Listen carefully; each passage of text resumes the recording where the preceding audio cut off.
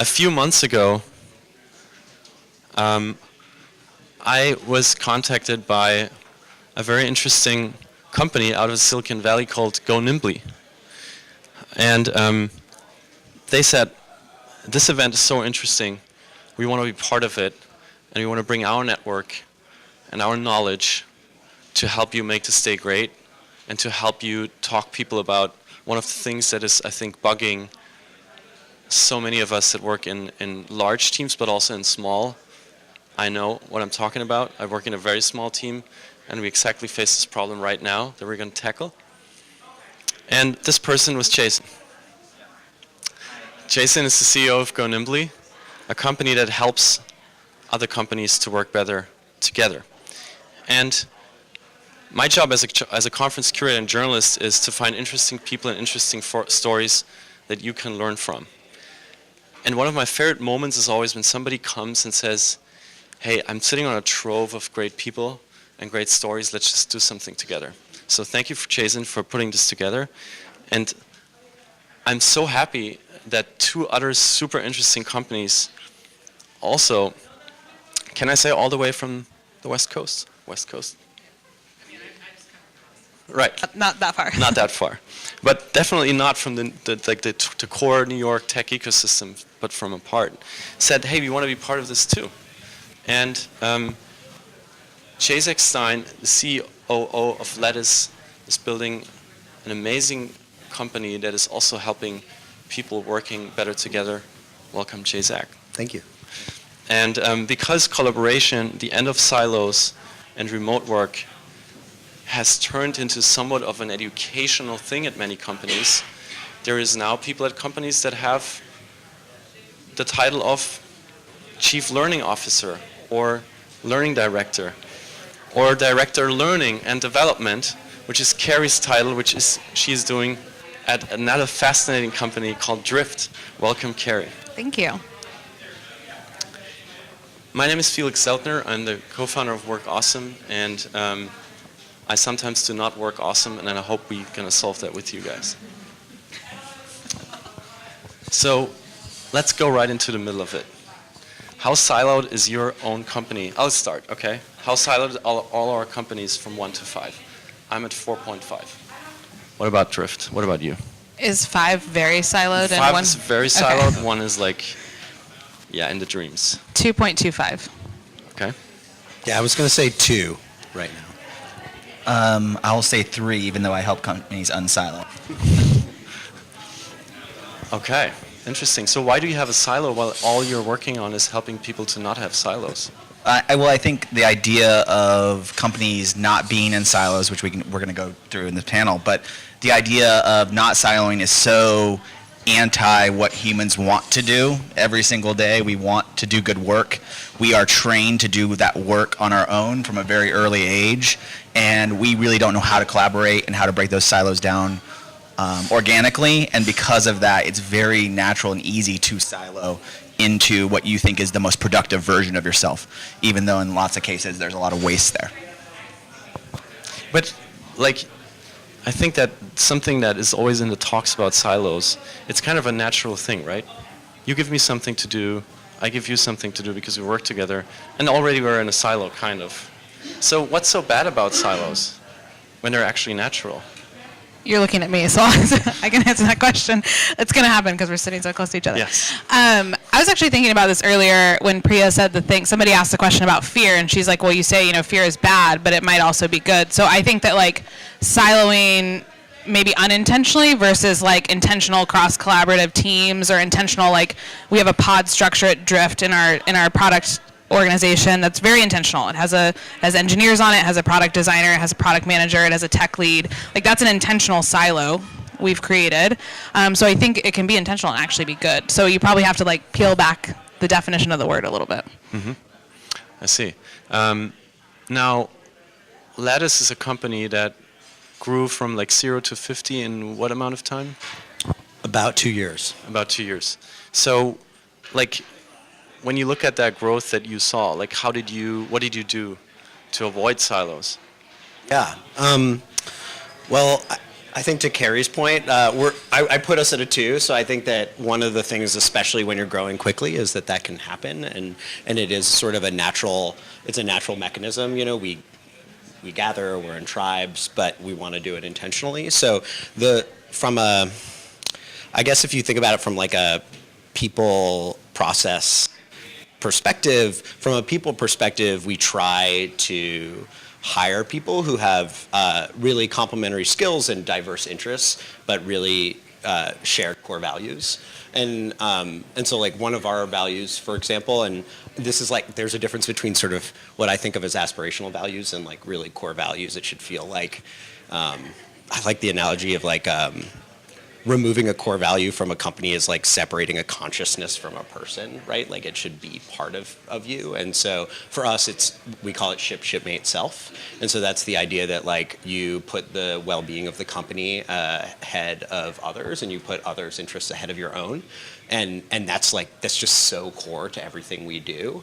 That it, I think, has helped us as we've grown, although we're 50 people, so we're still small and have avoided much of the growing pains you see later stage.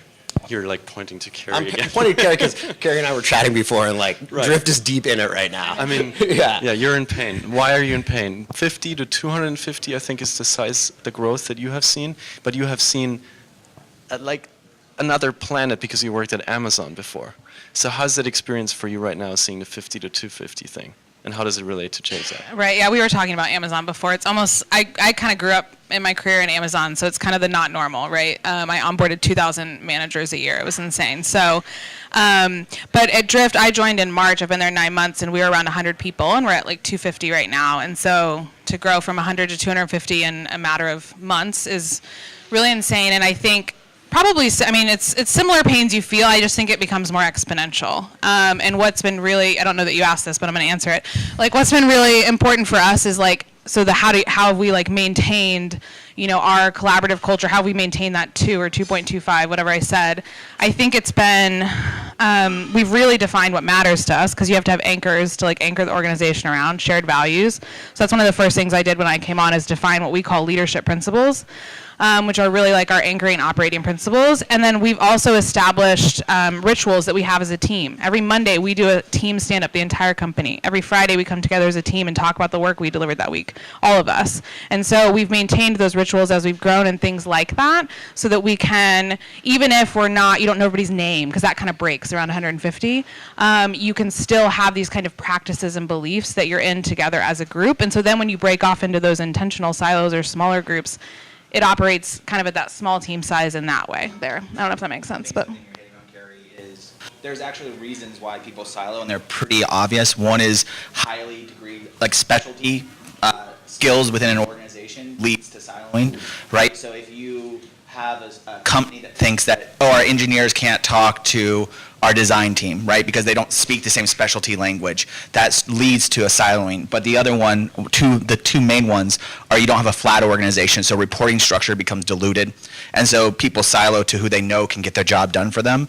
And then 2, they don't have the core metric that everyone can align on. So things like shared meeting culture, or all of these things that you can build at the company level and then take those onto the team level, will allow those teams to function productively without siloing. Right? Because the main question is, people sometimes go, well, people have to silo to do work, which I'm completely against that idea, and I don't actually think that's true. But I think that what we need is time to do deep work where we are working with people that can help us achieve our goals. But that kind of starts at the very top of how you build, really at the very bottom of your organization, then how you scale it. But you work with organizations that have hundreds of thousands of employees, like Amazon, that you mentioned. What do you do when it's already too late? Yeah, so at Go Nimbly, what we are is we are the first revenue operations consulting company. And what that actually means is that we go in and are part of internal operations teams for tech companies, or we augment their teams, usually because they have a skill gap, right? That's the way consulting companies always get into you, is you have a skill gap on your team. But ultimately, what we're trying to do is teach people that what you really want is an army of generalists, all motivated around one core value. And for Go Nimbly, because we work on the operations of SaaS companies, it's revenue, right? So the core value is revenue, how do not value, but metric, how do we organize around that? And you'll actually see that a lot of what we call vanity metrics, like open rates in email and other things like that, just kind of fall away when you look at those kind of core ideas. And so we can transform organizations because it's actually what the leadership cares about to begin with. All these other silos build their own things they care about to justify their existence, and very quickly you can kind of pull everyone together to look at how and why they're actually showing up to work every day. And I think that's kind of the key for transformation. Carrie, the onboarding part, it seems to be like super crucial.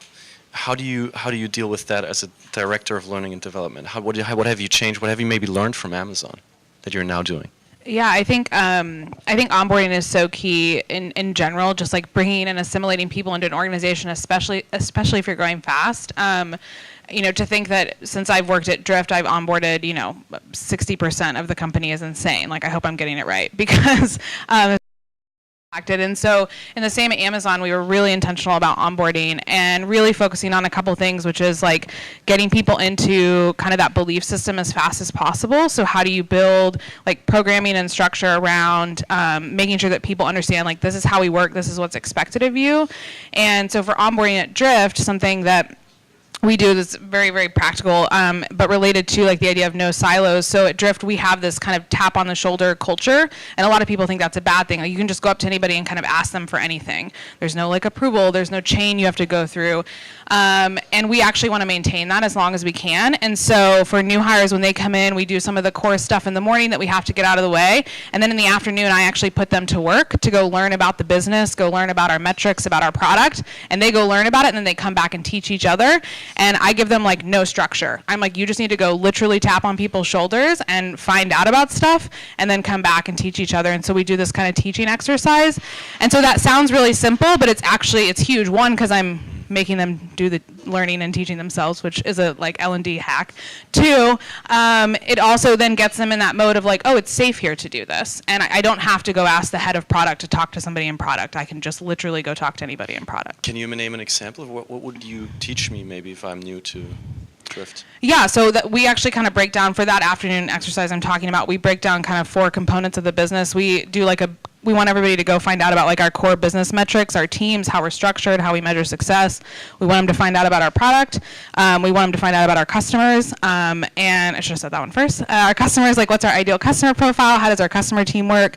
And then we want them to kind of find out about like how we work and communicate and collaborate as a team. So I literally like give them very broad topics and assignments, and then they have to go out and just bug people and talk to them and then come back and teach their fellow new hires. So they've been there for 2 hours and they have to do this. Almost feels like you know what the teaching is. Do you find unique insights in that? Myself personally? Yeah. I guess it's kind of fun for me because I get to see, every other Monday, I get to see like new hires' perspective to come in and, yes, they all kind of say the same thing. So I'm there for quality control, right? If they say something and it's like totally grossly off, I get to be like, well, actually, that's not right. But what I find is really cool because we have that open collaborative culture that like most often every time the information coming back that they've gone and gotten from existing team members is accurate and consistent. So that's really cool. That like every other Monday I send 10 people out into like our ecosystem and they come back with kind of the same sense of information. Mm-hmm. Our work is getting more and more distributed, and I think your companies are no example. We had this topic here on the stage a lot today. How in the world are we going to deal with remote work when it comes to focus, when it comes to email, and how do you deal with this when it comes to silos? Because the most siloed, I would assume, is the remote worker, first of all. Maybe for you, Jason. Yeah, so I think the first thing that we didn't talk about is in order to be a well-operated company, you have to have 4 skills across your team. And the first one is operations or strategy, right? And this is, I think, why I invited Jay Zach. He's the COO of a growing company. You need to have tools. So I think I heard a lot of people talking about tools today. You need to have enablement. So how are you going to train and really put this message out there? And you're going to have insights so that you are essentially feeding back into that cycle, right? And it's a reciprocal cycle. And what's really important about that is that if you can nail those 4 skills within your organization, you should do a skill gap, finding out where your organization's weak. Ultimately, what you can drive to is it doesn't matter where people work or how they work or when they work. You can have a highly operated company. And I think that so many organizations don't focus on those four core skills of their organization, right? And so remote culture usually falls down on you give them all the tools, you tell them what to do, which is the strategy, and you do no enablement and you do no insights on those people, right? And so when you find that you're doing that, what ends up happening is your remote workers are missing two parts of what makes a functional company exist. And ultimately, you can sometimes lead an organization into peril, especially because you might have very, very strong remote employees who could be contributing a lot to your organization, not really being maximized. So I think those are the things you kind of have to understand. It's easier to fill in those gaps, or at least put, what's it called when you spackle a wall, right? When people are in the same office and they're getting the company culture to fill gaps that exist in your organization. But you really need to understand that your remote employees aren't going to feel that. Let's set a concrete example, like how, as a chief operations officer, how do you organize remote work? Well, I will say that I've dealt with that in the past, and we don't at Lattice. That's probably an unpopular answer. I didn't actually know remote work was in the title of this panel. We were joking about that, but I'll tell you why first. Why we don't do it at Lattice right now. So part of that is because I think that the term intentionality is really important. And right now, when we're doubling headcount at our company year over year, the context does happen in the hallway. And also, we're doing a QBR with a customer coming back, and that CSM is talking to the CTO and the head of product, and we're thinking through the product implications of that and changing those things in live time. And that's just like hugely valuable to us. We're also at a number small enough that we'll be able to find great people in San Francisco and continue to do that work. I will say in my past job, we had both remote work, and then my team was split, 250 people in Arizona and 250 people in San Francisco, and it was a ton of work. Like when you think about career pathing, when you think about leadership, when you think about managing compensation and compensation bands, when you think about just general corporate communication and decision-making structures. So you can do it, but you really want to be intentional. And so as a leader, I think you have a responsibility to constantly be simplifying, like in the same way that a PM of a product that's growing and moving up market has to constantly fight complexity within a product. I think that executives and leaders have to constantly simplify within their organizations. And I think remote work, sometimes the juice is sometimes worth the squeeze, but when that moment comes, you have to really be ready to invest in doing it right and keeping those people engaged. Yeah, I think one thing I want to say about remote work is a lot of times businesses do it because it's a cost savings. We can get X resources in this environment because it's cheaper. I think that's totally the wrong reason to do it. Right? Because you actually have to invest more in those hubs and in those areas where you're trying to do remote. I think a lot of times people forget that because it's so interesting to say, well, it's 20% less in this particular market. We can get great talent. There's a college nearby, whatever. And then the team never puts the real time and effort into building that culture. Right. I couldn't agree more. I think like Amazon probably breaks that. Amazon breaks a lot of rules for my world, but like when it's like, oh, it's 80 cents on the dollar, there's no thought of like, well, are those people problem solving to think how are we 20% more productive, or and reducing case volume by 30% over the next year, or also just how are we making sure that everyone is communicating and in the same room and traveling and all the rest of it, that sort of the latency of that remote work gets lost. And how do people react when you tell them remote's not an option? Well, we tell people before they come we're transparent about it up front. Now, of course, like for the sake of simplicity, I said like we don't do remote work. I cheated a little because we have 3 or 4 people who are like OG Laticians, we call ourselves Laticians, and they for personal reasons have had to move, and so we've been accommodating to that. But in general, we're like trying to kind of keep things as simple as possible, and I think there are a lot of great places for people who want to work remote to work, and I encourage them to go do that, and we just happen to not be one of those places. Carrie, I think you wanted to say something? I'm skipping back a little bit, Yeah. but I was just thinking about the idea of it's cheaper, like doing it because it's cheaper. So I think about model that we had at Amazon. Amazon, does have like a remote workforce for some roles, but even just how distributed their teams were, and they had to put a ton of money behind that and to solve for the things that they were just talking about. Like how do you make sure people are connected to the team, understand the culture. So to go back to onboarding, I did onboarding at Amazon for a couple years with the operations team. And we flew every single person that started, and this is like 40 to 50 people every single week for basically the entire year until Christmas season, to a central location to onboard. That's so much money. And so it costs so much money to do things like that. And so I just wanted to kind of add on that it's not always the cheaper option, and being able to like look at the full impact of making that choice. And, to Jay Zach's point, like, is it worth the squeeze or whatever you said? Yeah, that's good. Yeah. And maybe one more thing. Is there one thing today that still helps you that you learned at Amazon, especially when it comes to not keeping up, like not taking the rules that Jacek talked about? Not staying within the rules, that you're like disrupting things? Oh gosh. Or is this? That's kind of, I don't know how, that's such a broad question.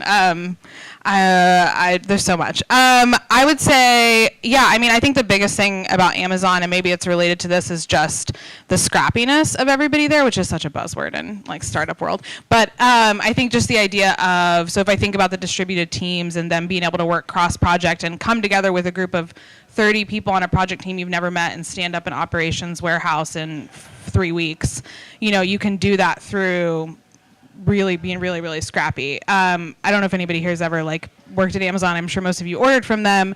That company is held together by like duct tape, bubble gum, and like children's wishes. That's what I always say. So people always think that it's like really shiny and sexy behind the scenes, and it's not. Like it's a lot of hard work. It's a lot of like piecing things together. And so I don't know if that's like relevant to this topic, but it ties in somehow, I'm sure. How do you build the culture of inclusion when you have remote teams? John is asking via our app. Culture of inclusion. I think it's by setting these sort of standards like we were talking about. You were talking about your Monday meeting. We also have something that we do every week, which is an on deck where we present back to the team something that someone's working on or a topic. And then we have a retrospective weekly that we call Win, Learn, Change, where people are actually self-reflecting in front of people. The challenge with that is that once you get to a certain size, you can't do that with, everyone gets 5 minutes. So once you're 100 people, you can't have a meeting like that. So then you have to break down into silos. And then what's important about that is then you rotate those people so that you get the perspective of everyone in the company. I think, it's all about, and I love this word when we talked about earlier, intentionality within what you do. You should not treat your remote employees any different than you would treat any other employee. And if you look at yourself, you are. Right? Most people are treating them differently. The amount of face-to-face time they get, the amount of coffee dates, just kind of random stuff that happens. And all of that is about the human connection that makes us connected to our work and want to essentially push towards a North Star metric that the company cares about. I think that's, when I talk to remote employees at big organizations, we work with very big SaaS companies, one of the key things for them is they just don't feel included.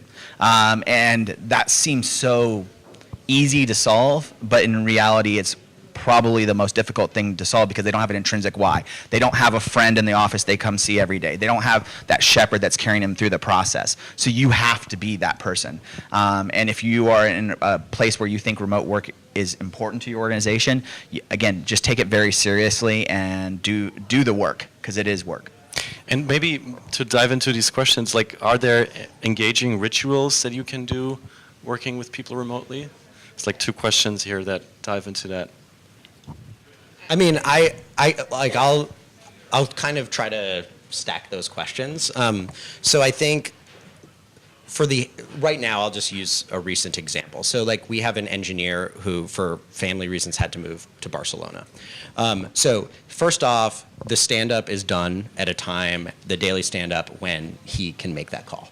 The second thing is, at the end of the day, our tech lead on the pod that he is on always writes him an email summarizing the work that's been done and helping try to prep him for his day.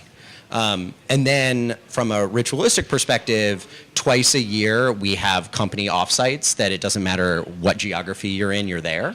and then he comes and spends 2 weeks in the office, kind of at the quarter breaks in between. And so I think that for us, we're just trying to create some consistency around those things. But when I really like what you just said around like you treat people differently even though you don't think you do. And so I think that one of the things that is awkward to people in both larger organizations as well as organizations where there are remote workers is that you have to repeat yourself constantly and just be saying the same thing over and over again. And I think that you have to think of remote workforces almost like you do a different just core important constituency of your group that you're like kind of continuously helping socialize, engage with, and explain what's happening at the company. I think something that you said before this panel, that remote work, people think it's freedom, but it's actually the heaviest planning. Yeah, it takes a lot of planning. People don't underestimate planning and operations of that kind of stuff. For us, one thing that we've done is if you've been to San Francisco, live in it, rent is very expensive. But we rented a corporate apartment, and all of our remote employees can come in at any point in time they want to. So having a culture where they can come to us instead of us chasing them, and they know that, and they do. They take advantage of it. They come and they spend a week in the office. They go away. They feel recharged. You know, they do 6 weeks of productive work where they're remote work consultancy. So for that, they're sometimes remote, right? And they have to be with customers or wherever the customers want them to be. So I think that's an important part of what we did ritualistically. What would you share any rituals? Well, maybe less rituals. Just as you all are talking, I'm thinking like the thing we haven't talked about is the people that are going to impact the effectiveness of this. There's process and there's all that, but it's your managers. So how are your people managers at dealing with different types of workforce, especially if their team is split between part remote and part whatever? So we all hear the story, you know, people don't leave jobs, they leave managers. And so that's true. It's true. Everybody here could think of a manager that you were like, ugh. So really, I think investing in that kind of front line, the person that's going to be touching them the most and making the decisions about how do I communicate with them every day to make sure they feel connected? How do I make sure they have what they need? Like your managers are going to be the ones doing that. So I think investing in that resource. Mm-hmm. When we think about trying to do an outlook, and we just had one audience question here saying, what is a silo even? Everybody says it's probably something different. So maybe you want to give me your definition of a silo, but also maybe trying to attempt a bold outlook and say, are we really looking at the end of silos or actually at beginning, are we actually looking at the beginning of new silos as work is getting so distributed? If I have an answer to the second part, that's like kind of meta for me. But the first one, what is a silo? Just what came up for me with that is, I think it's any sort of environment that you have where somebody says, "Oh, that's not my job. That's that person's job over there," and that there's so much in that language choice there, and even the finger pointing was intentional. So I think when you hear things like that, you might have silos. So, oh well, that broke because of that team. You lose a sense of you lose a sense of shared purpose around a customer. I think that's a very broad definition, but that's how I would define it. Mm-hmm. Oh, go ahead. Well, I mean, for me, it's, you know, I think to understand anything, you have to go back to the origin of it. And so there's a story of this guy who worked for Goodyear Tires, and he traveled around, and they all worked differently. And his job was to try to get Goodyear Tires to work the same. And he couldn't do it. Every region was different for the reasons I mentioned around specialization and skill. And he named it called the silo syndrome. And he did this in the late 80s. He died in 2018, spending the rest of his career trying to solve this problem. So it's not something that's new, and it's not something that's going to just go away. But I think where we are for where my company is I think there are smart ways to organize your company from the very beginning and scale all the way through that will have a real revenue impact to how your company performs, and thus it's worth the investment, right? And I think that's the case. That reason why I'm even on the panel or doing this stuff is because people need to understand that there is real value in investing that's not just people feeling good, which is important, and being happy, but there is actually a corporate benefit to organizing successfully and eliminating the silos, as what a silo is. A silo is an organization that puts its own unit in front of the, and I think that, you know, you can't have a relationship in life where you're putting yourself before the relationship, right? And I think of businesses the same way, where if every organization has to justify its own existence, then no one feels psychologically safe to push the business forward. And I think that's really, really important to what silos are and how to break them down. Jacek, do you want to attempt an outlook on the future of siloing? Well, yeah. I mean, I think that I will just say that I think we're clearly talking about it in an organizational context. I feel like your question might have like moved past the organization to a more meta point, right? Which is like, yes, I think that the kind of, to me, there's this like common thread throughout all the definitions, which is this like idea of isolation, right? And so I do think that I kind of believe that culturally, you could argue that there are a lot of factors that are leading to greater isolation as individuals and as a community. So yes, that my outlook is unfortunately not super optimistic there. Although, you know, at any point in time, I feel like the outlook tends to be not super optimistic. I will also say that I just like to take the contrarian perspective on silos for a minute. Like, I do think that there are moments or reasons for a company to isolate and like and to pay that cultural cost, like kind of for the benefit of the broader organization. And so there's sort of this there's a first order consequence, which is the isolation and cultural hit, but the second order consequence is like, you know, for example, like shipping a really, really great product and not having to like go through all of the decision rights within a functionally organized unit. Or, you know, there's a reason why Google X exists as kind of a silo within Google. And so just by like kind of creating strong community and harmony within that smaller group, there's real external consequences to that, but sometimes there are benefits. Yeah, I mean, I think one thing you're hitting on, if we're working with a very large company, one of the answers might be you need to break your teams down into smaller teams. And they might go, well, isn't that just siloing? And it's like, no, it's giving them all the same metric, all the same thing to push them forward. So I think that sometimes people get confused between the idea that everybody in a large company, like we're in SAP's building, right, is all doing the same thing and everyone wakes up and is driving the boat in the same direction. But it's actually more about what goal they're trying to achieve and if you can align everyone to that goal. So I think that's an important point. I think that we spend most of our time at work. So I'm optimistic that if we solve this in the workplace, we can solve it in other places. So I'll take the opposite approach of that. We solve what at the work? Solve silos in the workplace and how we break those down, then we can sort of take that into our real life because we'll have a lot of practice. Interesting. I'll just dive back into the questions for one more. One thing that came up here was how do you? Sorry. So there was a question. Is it okay to hire locally, or is it better to hire locally, even if it's more expensive? I think that was kind of the question here. So it's about kind of like going back from remote towards the end of the panel and saying, okay, is the future of work more local than it's ever been?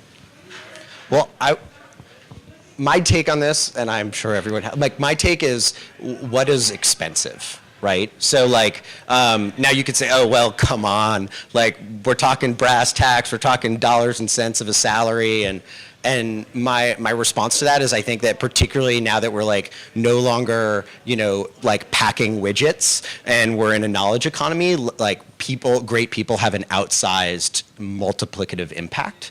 And so having the best people is more important than ever before.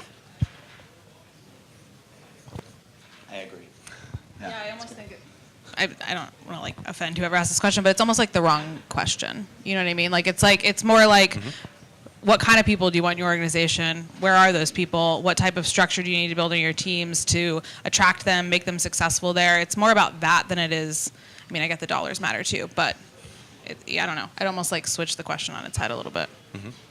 So I think when we look at this, we're somewhere in a big shift that is happening, and to me it's just fascinating to see that the remote work has become like a conundrum that is impacting everything, and that even the end of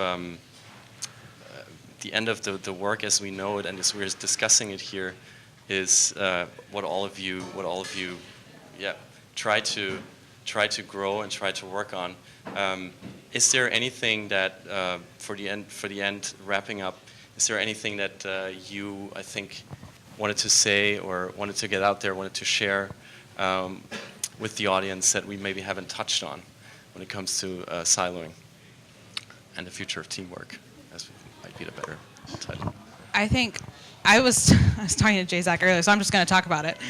I'm going to talk about camp. Because we kind of talked about it earlier, but one of the really cool things we started to do at Drift, you kind of mentioned rituals, and I think this goes back to like investing in time for your team. I invented this thing last year called Camp Drift. Last year it was in August. I don't know. I work at a fast-growing company. I don't have a sense of time. And we actually have a company kickoff coming in January, and we use both of these. I think you also mentioned coming together twice a year. We use both of these times not to like talk about metrics and not to like, here's our goals. We do a little bit of that at the kickoff, but we actually like totally disconnected and did a technology-free event at summer camp. We took everybody literally to a summer camp this summer. And so we do things like that as a team because we care about people connecting to each other and understanding each other, kind of like we did this morning. Because then when you go back into the office and part of our team sits in San Francisco and part of our team sits in Seattle. So when we have things like that, even if it's just twice a year, as long as we can maintain that, when you go back to dispersing, no matter what your dispersing looks like, there's just something that's happened there in terms of connection, in terms of relationship, and in terms of belonging and understanding each other on a personal level. When you've one with your Color Wars team. We had Color Wars teams at camp. For anybody that grew up going to camp, you understand what Color Wars is. Okay, I see a hand pump in the back. That's good. We have Color Wars teams that people were in these Color Wars teams and they still talk about it. It's 3 months later and they're like, oh, let's go Red Team. And those people sit in all different offices or in all different kinds of teams. And so create experiences like that. You have to get creative, and maybe it isn't camp or maybe it isn't flying everybody to one place, but how can you create experiences where people can get connected in a way similar to what we've been talking about this morning. So that's all I think I want to talk about. Well, I like camp. When you sent out who was in the audience, which I think is basically me. Hi. Well, we're all very different, but I was like, what do I wish? So I want there's a story where it was very simple, but I was at an exec offsite and the chief people officer, Drew, he was like, if I asked all of you who was on your team, you would say your direct reports. And he drew a circle, and he's like, this is your team. And just drew another circle. And I know it's extremely basic, but I think it was very resonant with me because from my perspective, what happens elsewhere in an organization is going to echo forward from the executive team. And a lot of that kind of infrastructure and architecture is done by the people team, but leaders need to behave in a way. And I think that if leaders aren't kind of optimizing for their local maxima and are thinking globally and helping one another out, the company itself will end up being healthy. Yeah, one thing I'll just chime in on that too, because I totally agree. We talk a lot about our leadership team at our company, and I think it's really interesting how fast people move to protecting down or protecting up and not protecting across and not really caring for one another in that way. I think there's a lot of things. One of the things that you mentioned about remote work is I think that remote work is good. It's fine, hiring people everywhere. It's a global economy, I get it. But why did you do that? And I think that's the thing that you always have to ask yourself. Why did you make this mean? Why are you sending people to camp? And if the answer is vanity driven, you are not going to create a healthy culture with that, right? And I think we have to be really honest about what vanity means. And vanity in a corporation sense means, are we doing this for protecting our own perception internally or externally? Or are we doing this because we're trying to change the people we work with? And if we're trying to change the people we work with, there's really no wrong first step. There's no wrong way to go. And I think that people need to lean in on that a little bit more and try to do things that are really engaging at a personal level, one-to-one relationship with everyone they work with. We have time for one more question. Got upvoted from Jessica. And I think it adds to what you just said. What if you want people to not embrace the current culture, but change/influence it instead? How do you onboard for that? I guess that goes to you, Carrie. Or Sure. Culture is made by how you act. It's not by how someone tells you, right? So I think the most interesting thing is we can talk about company values, but they're only values if that's the way the company behaves. Otherwise, people just go like, this is not real, and they just get it on their onboarding, and then they put it away in a desk drawer, and they never think about it again. But if you're intentional about how you behave, and you can show people that the way you behave has a consequence, and hopefully a positive consequence, I think people will want to follow you. I don't really believe that you can't change leadership. And I know that's like a touchy-feely answer, and I'm not a very touchy-feely guy, but I think what you really need to be doing is be thinking about what am I doing every day that I can habitualize and show others that if they also follow this walk, they will get a better outcome, because that's what people care about. Yeah, so I'm thinking about I think it's a really good question. So first off, I hope that the people that you're hiring represent the values that you want, like, kind of embedded in the future organization. And that itself can be hard, given hiring committees and the logistics of it. So I think that sometimes, first off, I think that you have to authentically call that out. And leadership should be authentically calling that out and admitting sort of that shortcoming, and then oftentimes trying to articulate, even if it's a aspirational value, so it doesn't, like, people are like, yeah, we're not really like that. You're like, yeah, that's right, that's aspirational, but then you kind of point people in the direction of that, and then make sure that all of your activities, as well as the people you're bringing in, are aligning with that. thank you so much. Thank you three so much, and thank you audience so much. This is my stream here that I'm trying to work with. You were very active in asking questions. I thank you for that. And I wish you all great connection over lunch. Thank you. Thank you. Thank you.